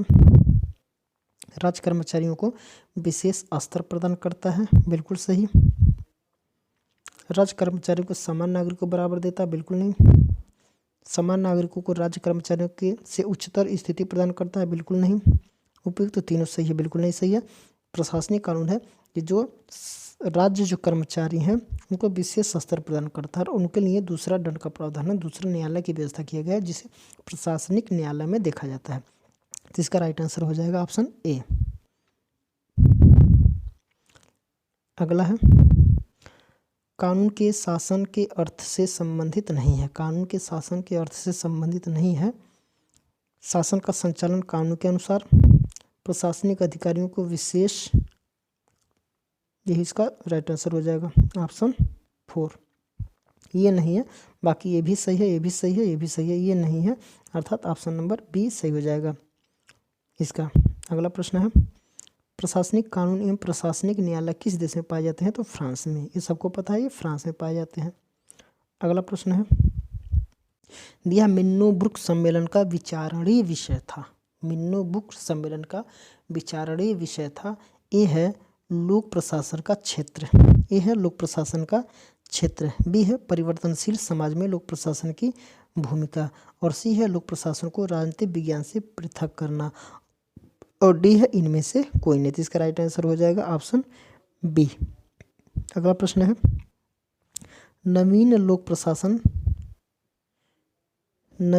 प्रशासन का मुख्य जोर है। नवीन लोक प्रशासन का क्या है? मुख्य जोर है। तो यह पदसोपानीय धारणा तर्कसंगत नहीं है, बिल्कुल नहीं। लोक प्रशासन को राजनीतिक विज्ञान से पृथक अनुशासन माना जाना चाहिए, बिल्कुल नहीं। भावी प्रशासकों को देखिए यहाँ पे ये भी सही हो जाएगा, सॉरी ये भी सही हो जाएगा, जो पदसोपानी धारणा तर्कसंगत नहीं है नवीन लोक प्रशासन में, ये भी सही हो जाएगा। लोक प्रशासन को राजनीतिक विज्ञान से पृथक अनुशासन माना जाना चाहिए, ये भी सही है। भावी प्रशासकों को व्यावसायिक प्रशिक्षण संस्थानों में प्रशिक्षित किया जाना चाहिए, ये भी सही है। तो उपयुक्त तो तीनों सही हो जाएगा, इसका राइट आंसर हो जाएगा ऑप्शन डी। अगला प्रश्न है, नवीन लोक प्रशासन की प्रमुख प्रवृत्ति है। नवीन लोक प्रशासन की प्रमुख प्रवृत्ति है समता के प्रति, समता के प्रति, बिल्कुल सही है। लोकतांत्रिक उन्मुखता के प्रति, उन्मुखता, ये भी सही है। फिर जन भागीदारी, ये भी सही है। तो उपयुक्त में से तीनों हो जाएगा सही, ऑप्शन डी इसका राइट आंसर हो जाएगा। अगला प्रश्न है, नवीन लोक प्रशासन की दृष्टि से महत्वपूर्ण सम्मेलन था। नवीन लोक प्रशासन की दृष्टि से महत्वपूर्ण सम्मेलन था फिलाडेल्फिया सम्मेलन, पेरिस सम्मेलन, वाशिंगटन सम्मेलन या फिर बांडुंग सम्मेलन। तो इसका राइट आंसर हो जाएगा फिलाडेल्फिया सम्मेलन, अर्थात ऑप्शन नंबर ए इसका राइट आंसर हो जाएगा। अगला प्रश्न है, नवीन लोक प्रशासन का अत्यधिक जोर है कार्यकुशलता, उत्तरदायित्व, मूल्य निरपेक्ष या फिर सामाजिक समता। तो इसका राइट आंसर हो जाएगा सामाजिक समता, ऑप्शन डी इसका राइट आंसर हो जाएगा। अगला प्रश्न है, लोक सेवा का प्रमुख कार्य है। लोक सेवा का प्रमुख कार्य है तो नीति निर्माण, बजट निर्माण, नीति क्रियान्वयन और हड़ताल करना। तो इसका राइट आंसर हो जाएगा नीति क्रियान्वयन करना, ऑप्शन सी इसका राइट आंसर हो जाएगा। निम्न में से लोक सेवा की कौन सी विशेषता नहीं है? तो इसका राइट आंसर हो जाएगा, देखिए अमानता, वेतनभोगी कार्यता, पदसोपान। देखिए सर इसका उत्तर हो जाएगा ऑप्शन बी वेतनभोगी कार्य, वेतनभोगी कार्यकर्ता। अगला प्रश्न है, दिया कि वर्तमान में लोक सेवाओं में वर्तमान में लोक सेवाओं में नवीन प्रवृत्ति का सूचक है। ए है राजनीति में तटस्थता, वेतनभोगी कार्यकर्ता, लाल फीताशाही या फिर विकास प्रशासन में की भूमिका। तो इसका राइट आंसर हो जाएगा विकास प्रशासन की भूमिका, ऑप्शन डी इसका राइट आंसर हो जाएगा। अगला प्रश्न है कि निम्न में से कौन से ग्रंथ में लोक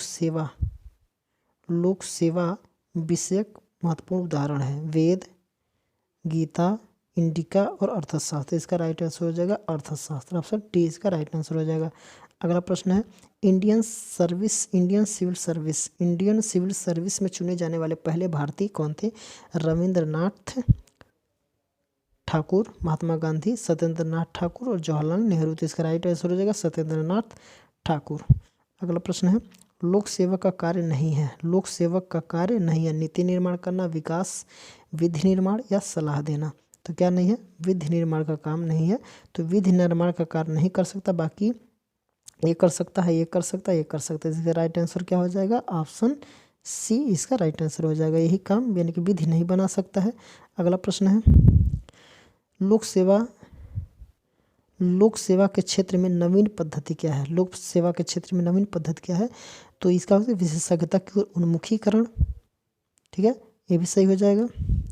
विकास कार्यों का संपादन सही हो जाएगा। सकारात्मक दृष्टिकोण से हो जाएगा। तो इसका राइट आंसर हो जाएगा उपयुक्त सभी। इसका राइट आंसर हो गया उपयुक्त के चारों। अगला प्रश्न है देखिए दिया है कि नौकरशाही एवं लोक सेवा में जो नौकरशाही है और लोक सेवा में अंतर व्यक्त करने वाला सही जोड़ा बताइए। तो देखिए यहाँ पे सकारात्मक, नकारात्मक, विकास कार्यों का प्रशासन जो नियामकीय कार्य, सामान्य स्वरूप जो प्रबंधकीय और निरंकुशता जो होते हैं उत्तरदायित्व। तो देखिए इसका राइट आंसर हो जाएगा ऑप्शन डी, निरंकुशता वाला क्या हो जाएगा उत्तरदायित्व। अगला प्रश्न है लोक सेवा के क्षेत्र में नवीन पद्धति है। विशेषज्ञता की ओर उन्मुखीकरण, विकास कार्यों का संपादन, सकारात्मक दृष्टिकोण।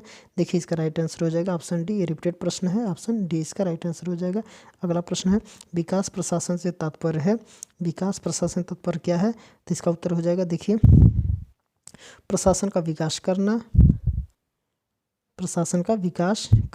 बिल्कुल नहीं। विकास कार्यों का प्रशासन करना देंगे। सरकारी प्रभाव के माध्यम से राजनीतिक, सामाजिक, आर्थिक कार्यों में परिवर्तन। तो इसका राइट आंसर हो जाएगा ऑप्शन सी। इसका राइट आंसर हो जाएगा ऑप्शन सी। अगला प्रश्न है विकास प्रशासन का लक्षण है जनता की समस्याओं के प्रति अधिक से अधिक कार्योन्मुखी, विकासोन्मुखी, परिवर्तनमुखी और उपयुक्त तीनों। तो इसका राइट आंसर हो जाएगा उपयुक्त तीनों, ऑप्शन डी। अगला प्रश्न है विकास प्रशासन का लक्षण नहीं है। देखिए यहाँ पे कह रहा विकास प्रशासन का लक्षण नहीं है उत्तरदायित्व को टालना, जन सहभागिता, लक्ष्योन्मुखी और प्रगतिशील एवं अनुगत। उत्तरदायित्व को टालना इसकी विशेषता नहीं है, बाकी सब ये भी है। तो कौन सा नहीं हो सकता, तो ये नहीं हो सकता, अर्थात ये नहीं हो सकता। तो इसका उत्तर क्या हो जाएगा ऑप्शन ए, क्योंकि पूछ रहा नहीं है। अगला प्रश्न है प्रशासनिक विकास के अर्थ से संबंधित नहीं है। देखिए भी फिर कह रहा कि नहीं है, क्या है। तो प्रशासनिक तंत्र की क्षमता बढ़ाना बिल्कुल है। प्रशासनिक ढांचों और क्रियाओं का आधुनिकीकरण ये बिल्कुल हो जाएगा। प्रशासकों की मनोवृत्ति और व्यवहार में बदलाव पर जोर देना ये भी सही हो जाएगा। नौकरशाही में लाल फीताशाही की प्रवृत्ति को सुदृढ़ करना प्रशासनिक विकास का कार्य नहीं हो जाएगा। तो इसका राइट आंसर क्या हो जाएगा ऑप्शन डी। अगला प्रश्न है दिया कि भारत में इस बात का प्रयत्न चल रहा है कि लोक प्रशासन को ए पुलिस प्रशासन बनाया जाए, विकास प्रशासन बनाया जाए, और सी है निजी प्रशासन बनाया जाए, और डी है व्यवसायिक प्रशासन बनाया जाए। तो इसका राइट आंसर हो जाएगा विकास प्रशासन बनाया जाए। तो इसका बी उसका सही उत्तर हो जाएगा। अगला प्रश्न है कि निम्न में से कौन सा एक प्रिज्मी समाज का लक्षण नहीं है। प्रिज्मी समाज का लक्षण नहीं है बहुमानकीयवाद, आच्छादन, संस्थाकरण और विशिष्ट वर्ग प्रभुत्व। इसका उत्तर हो जाएगा संस्थाकरण। तो इसका राइट आंसर हो जाएगा ऑप्शन सी। अगला प्रश्न है कि विकास प्रशासन अपनाता है क्या परंपरागत दृष्टिकोण, दार्शनिक दृष्टिकोण, नवीन दृष्टिकोण या प्रबंधकीय दृष्टिकोण। तो इसका राइट आंसर हो जाएगा नवीन दृष्टिकोण, ऑप्शन सी। अगला प्रश्न है विकास प्रशासन लक्ष्य नहीं है। विकास प्रशासन जो है विकास प्रशासन लक्ष्य नहीं है। राष्ट्र निर्माण, सामाजिक आर्थिक प्रगति, नौकरशाही को सुदृढ़ करना या फिर लक्ष्य उन्मुखी। तो इसका राइट आंसर हो जाएगा नौकरशाही को सुदृढ़ करना, ऑप्शन सी इसका राइट आंसर हो जाएगा। अगला प्रश्न है विकास प्रशासन का अंग नहीं है। विकास प्रशासन का अंग नहीं है, क्या है? योजना आयोग, पंचायती समिति, जिला ग्रामीण विकास अभिकरण या फिर आयकर विभाग। तो इसका राइट आंसर हो जाएगा आयकर विभाग। आयकर विभाग इसका अंग नहीं है, बाकी सब विकास प्रशासन के अंग कहे जाते हैं। अगला प्रश्न है प्रखंड स्तर पर विकास प्रशासन से संबंधित अधिकारी होता है। प्रखंड स्तर पर यानी कि ब्लॉक स्तर से जो विकास प्रशासन से संबंधित अधिकारी होता है वो है जिला कलेक्टर, बीडीओ, एसडीओ या फिर तहसीलदार। तो इसका राइट आंसर हो जाएगा बीडीओ, ऑप्शन बी इसका राइट आंसर हो जाएगा। ऑप्शन बी इसका राइट आंसर हो जाएगा। अगला प्रश्न है विकास प्रशासन के लिए आवश्यक है। विकास प्रशासन के लिए आवश्यक है सामान्य स्वरूप वाली नौकरशाही। दूसरा है बी है विशेषज्ञ कार्मिक सेवाएं और सी है प्रशासन में राजनीतिक का हस्तक्षेप और डी है प्रशासन में सत्ता का केंद्रीकरण। इसका राइट आंसर हो जाएगा ऑप्शन बी। अगला प्रश्न है विकास प्रशासन से संबंधित पद नहीं है। पद नहीं है, क्या है? ग्राम सेवक, विकास आयुक्त, खंड विकास अधिकारी या फिर तहसीलदार। तो इसका राइट आंसर हो जाएगा वो हो जाएगा तहसीलदार। तहसीलदार इसके नहीं होते हैं, ये गजेटेड अधिकारी में आते हैं। तो विकास प्रशासन से संबंधित पद नहीं होता। विकास आयुक्त, खंड विकास अधिकारी या फिर ग्राम सेवक इसके विकास प्रशासन से संबंधित होते हैं, बाकी तहसीलदार इसके संबंधित नहीं होते हैं। अगला प्रश्न है विकास प्रशासन क्या है कि समाज में कमजोर वर्गों को लाभ पहुंचाने के लिए है। समाज में कमजोर वर्गों को लाभ पहुंचाने के लिए है। सामाजिक आर्थिक व्यवस्था को यथावत बनाए रखने के लिए, ये भी गलत हो जाएगा, ये भी गलत हो जाएगा। न्यस्त हितों को संरक्षण प्रदान करने के लिए है या फिर अभिजात वर्गीय व्यवस्था को बनाए रखने के लिए। तो इसका राइट आंसर हो जाएगा ऑप्शन सी। ऑप्शन सी न्यस्त हितों को संरक्षण प्रदान करने के लिए होता है। अगला प्रश्न है विकास प्रशासन के अंतर्गत ऐसी नौकरशाही चाहिए जो रूढ़िवादी आचरण करती हो। बी है यथा स्थिति की समर्थक हो और सी है प्रातिनिधिक हो और डी है सामान्यज्ञ हो। तो इसका राइट आंसर हो जाएगा वो हो जाएगा प्रातिनिधिक हो, अर्थात ऑप्शन सी इसका राइट आंसर हो जाएगा। अगला प्रश्न है कि लोक प्रशासन की वह शाखा जो विकास प्रशासन से संबंधित है। लोक प्रशासन की वह शाखा जो विकास प्रशासन से संबंधित है, तो हो जाएगा निजी प्रशासन, बिल्कुल नहीं। तुलनात्मक लोक प्रशासन इसका राइट आंसर हो जाएगा। अगला प्रश्न है भारत में विकास प्रशासन की प्रमुख समस्या है। भारत में विकास प्रशासन की प्रमुख समस्या है तो क्या है? समन्वय का अभाव, संप्रेषण का अभाव या फिर अधिकारियों एवं गैर अधिकारियों के मध्य कटु संबंध, उपयुक्त सभी। इसका राइट आंसर हो जाएगा उपयुक्त सभी। अगला प्रश्न है कि भारत में विकास प्रशासन में लगी नौकरशाही के प्रमुख अवगुण हैं।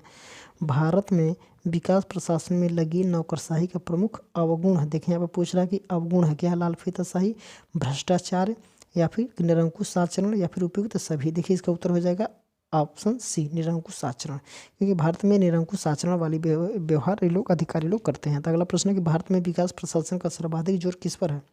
भारत में विकास प्रशासन का सर्वाधिक जोर किस पर है?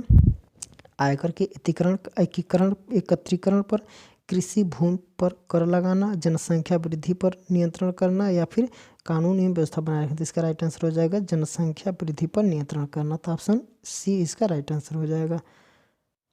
अगला प्रश्न है व्यवस्थापिका और कार्यपालिका का संबंध है। व्यवस्थापिका और कार्यपालिका का संबंध है क्या है? विशाल व्यवसायिक संगठन में संचालन मंडल और महाप्रबंधक जैसा होता है। अमेरिकी कांग्रेस के दोनों सदनों जैसा होता है। अगला है भारतीय संसद के दोनों सदनों जैसा होता है और पति पत्नी जैसा होता है। तो इसका उत्तर हो जाएगा ऑप्शन ए, इसका राइट आंसर हो जाएगा विशाल व्यवसायिक संगठन में संचालक मंडल और प्रबंधक जैसा होता है। अगला प्रश्न है राजनीतिक प्रशासन द्वैत भाव समर्थन करने वाली विद्वान है। राजनीतिक प्रशासन द्वैत भाव का समर्थन करने वाले विद्वान हैं वुडरो विल्सन तथा मैक्स वेबर, वुडरो विल्सन तथा फ्रेडरिक टेलर, फिर है गुडनाउ और वुडरो विल्सन, और डी है गुडनाउ तथा उर्विक। इसका राइट आंसर हो जाएगा गुडनाउ तथा वुडरो विल्सन। इसका राइट आंसर हो जाएगा ऑप्शन सी। अगला प्रश्न है दिया कि राजनीतिक विज्ञान द्वैत भाव पर प्रहार करने वाला विद्वान है। ए है वुडरो विल्सन, बी है फ्रैंक जे गुडनाउ, फिर सी है वाल्डो और डी है इनमें से कोई नहीं। तो इसका राइट आंसर हो जाएगा वाल्डो। नेक्स्ट है राजनीतिक प्रशासन द्वैत भाव की परंपरागत विचारधारा पर प्रहार करने वाले विचारक हैं। कौन है? वाल्डो तथा पॉल एपलेवी, फिर है वुडरो विल्सन तथा फ्रैंक गुडनाउ, फिर है मैक्स वेबर तथा फ्रेडरिक टेलर और डी है उपयुक्त में से कोई नहीं। तो इसका राइट आंसर हो जाएगा वाल्डो तथा पॉल एपलेवी। ऑप्शन नंबर ए इसका सही उत्तर हो जाएगा। नीति का निर्माण ही लोक प्रशासन है। नीति का निर्माण ही लोक प्रशासन है। यह विचार किसका है? मैक्स वेबर का, पॉल एच एपलेवी का, फिर है फ्रेडरिक टेलर का, फिर है वुडरो विल्सन का। तो इसका राइट आंसर हो जाएगा पॉल एच एपलेवी। इसका राइट आंसर हो जाएगा तो ऑप्शन नंबर बी इसका राइट आंसर हो जाएगा। अगला प्रश्न है कि राजनीतिक प्रशासन द्विभाजन के समर्थक हैं। वुडरो विल्सन तथा पॉल एपलेवी, फिर है वुडरो विल्सन तथा विलोबी, वुडरो विल्सन तथा कार्ल जे फ्रेडरिक, फिर वुडरो विल्सन तथा ड्वाइट वाल्डो। तो इसका राइट आंसर हो जाएगा वो हो जाएगा वुडरो विल्सन तथा विलोबी। इसका राइट आंसर था ऑप्शन नंबर बी। अगला प्रश्न है कि राजनीति और प्रशासन की पृथकता एक घिसा पीटा सिद्धांत बन गया है। यह विचार किसका है? वुडरो विल्सन का, वाल्डो का, गुडनाउ का या फिर विलोबी का। तो इसका राइट आंसर हो जाएगा वाल्डो का। ऑप्शन नंबर बी इसका राइट आंसर हो जाएगा। अगला प्रश्न है प्रशासन राजनीति है क्योंकि उसे लोकहित के प्रति संवेदनशील होता है। यह वक्तव्य है किसका है? एल उर्विक का या फिर जॉन एम पिफलर का या फिर पॉल एच एपलेवी का या फिर एल गुली का। तो इसका राइट आंसर हो जाएगा वो हो जाएगा पॉल एच एपलेवी का। अगला प्रश्न है राजनीतिक कार्यपालिका का उदाहरण नहीं है। राजनीतिक कार्यपालिका का उदाहरण नहीं है प्रधानमंत्री, मंत्री, मंत्रिमंडल सचिव या फिर राज्य मंत्री। तो इसका उत्तर हो जाएगा मंत्रिमंडल सचिव, क्योंकि ये सचिव जो होते हैं ये अधिकारी होते हैं, तो इनको कार्यपालिका नहीं कहा जा सकता है। तो ये कौन हो जाएंगे? मंत्रिमंडल सचिव। ऑप्शन नंबर ऑप्शन सी हो इसका राइट आंसर हो जाएगा। अगला प्रश्न है कि किस देश में स्थानीय कार्यपालिका का एक रूप सिटी मैनेजर पाया जाता है? सिटी मैनेजर पाया जाता है क्या है? फ्रांस, जर्मनी, इंग्लैंड और संयुक्त राज्य अमेरिका में। तो इसका उत्तर हो जाएगा संयुक्त राज्य अमेरिका में। अगला प्रश्न है चेस्टर बर्नार्ड के द्वारा बताया गया कौन सा कार्य कार्यपालिका से संबंधित नहीं है? कार्यपालिका से संबंधित नहीं है। कौन? संगठन में संप्रेषण प्रणाली को बनाए रखना, बी है व्यक्तियों की आवश्यक सेवाएं प्राप्त करना, सी है कार्मिकों का मनोबल बनाए रखना और डी है संगठन के उद्देश्य तथा लक्ष्यों का निर्धारण करना। तो इसका राइट आंसर हो जाएगा कार्मिकों का मनोबल बनाए रखना। ऑप्शन सी इसका राइट आंसर हो जाएगा। और अगला प्रश्न है और इस सीरीज का लास्ट प्रश्न है किस देश में स्थानीय कार्यपालिका का एक रूप बर्गो मास्टर पाया जाता है? देखिए बर्गो मास्टर पाया जाता है किसमें? संयुक्त राज्य अमेरिका में, जर्मनी में, फ्रांस में या फिर इंग्लैंड में। तो इसका उत्तर हो जाएगा जर्मनी में। इसका उत्तर क्या हो जाएगा? जर्मनी में। तो ठीक है, तो यहाँ पे लोक प्रशासन के सिद्धांत से संबंधित हम लोगों ने इतने प्रश्नों को हल किया। ये बीए तृतीय वर्ष पंचम सेमेस्टर के लिए बहुत ही उपयोगी है। तो मात्र आज के लिए इतना ही। तो चलिए अगले वीडियो में हम लोग नेक्स्ट सीरीज को लेकर के आएंगे। तो आज के लिए